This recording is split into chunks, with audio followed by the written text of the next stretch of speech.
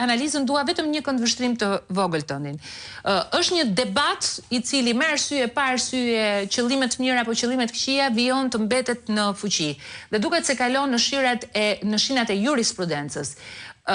Ky diskutim që po zhvillohet tani lidhur me pezullimin për herë të parë që bëri GJKK-ja, ti këtë diskutim e sheh vërtet si një nevojë ku jurisprudenca po shtron një trase të re në një raport të ri, po themi ne, të politikës me drejtësinë, apo shikon se ka edhe shumë propagandë, ndërhyrje, nevojë për të shmangur ndoshta një precedent i cili mund të arrinte edhe tek njeriu i vetëm më lart se Belinda Balluku, Edi Rama.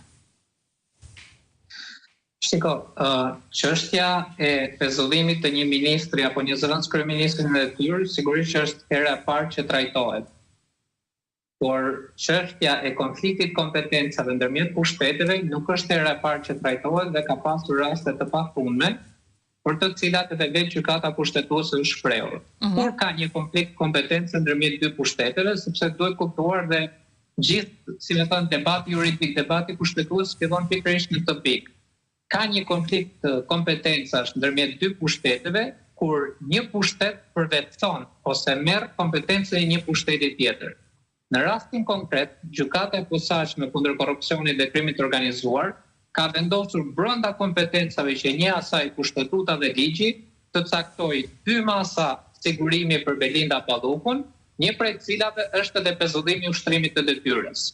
Tani kryeministri thotë që është cënuar kompetenca ime si kryeministër dhe kompetenca e Këshillit të Ministrave. A ka kryeministri kompetencë që të vendos masa sigurimi ndaj dikujt, kushdo qoftë, përfshirë dhe ministrat e kabinetit të tij? Jo. A ka kryeministri kompetencë të pezullojë nga detyra një ministër apo një zëvendës kryeministër? Jo. As të kompetencë nuk e ka. Pra të dy kompetencat, të cilat ka ushtruar gjykata e posaçme kundër korrupsionit dhe krimit të organizuar, në fakt kryeministri nuk i ka. E në këtë kuptim nuk ka konflikt kompetence, e përrjedhoi, gjykata kushtetuese do duhet të argëzojë këtë kërkesë pa e marrë në shërtim, sepse nuk plotësohet kriteri bazë për dorëzimin e një për shërtimin e një kërkese të tillë. Duhet që dy pushtetet të pretendojnë se kanë të njëjtën kompetencë. Ligji për gjykatën kushtetuese thotë që gjykata kushtetuese në përfundim të shërtimit do duhet të vendosë se cilit organ i përket këtë kompetencë. Në rastin konkret, në fakt kjo është një çështje zgjidhur. Nuk ekziston në asnjë rast mundësia që gjykata kushtetuese të thotë që kompetenca për të vendosur masa sigurimi ose kompetenca për të pezulluar ushtrimin e detyrës nga një ministër apo një antar kabineti për ministër apo zëvendës kryeministër i përket kryeministrit dhe jo gjykatës. Pra në këtë kuptim kjo ka qenë dhe thelbi i analizës që kemi të bëjmë me një kërkesë që është tërësisht abuzive dhe ta bazuar në kushtetutë dhe në ligj. Marash, e thash, e kërkova këtë opinion të parë të ndin fillimisht. Le të ndjekim kronikën e sotme, pra në 2 dhjetor është lënë seanca e gjykatës kushtetuese për shqyrtimin e çështjes Balluku dhe më pas do ta shohim pak edhe nga ana juridike po edhe nga ana politike. Insertin e parë.